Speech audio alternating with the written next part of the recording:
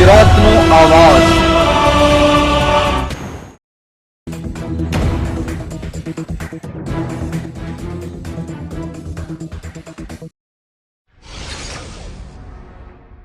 રાજકોટ જિલ્લાના ધોરાજીની શકુરા નદીમાં એક પુરુષ પડી જતા મોત। ધોરાજીના શકુરામાં અંદાજે 53 વર્ષના કાસમભાઈ પિંજરા નામનો બહારપુરા વિસ્તારમાં રહેતા વ્યક્તિ કોઈ કારણસર શકુરા નદી પડી ગયા હતા।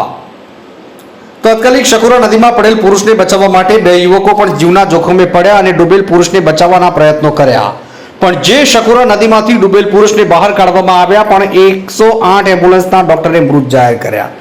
આ ઘટનામાં જોવા લોકોના ટોળા મોટી સંખ્યામાં ઉમટી પડ્યા હતા। હાલ મૃતદેહને ધોરાજી સરકારી હોસ્પિટલ ખસેડવામાં આવ્યો છે। ધોરાજીથી અલ્પેશ ત્રિવેદીનો રિપોર્ટ।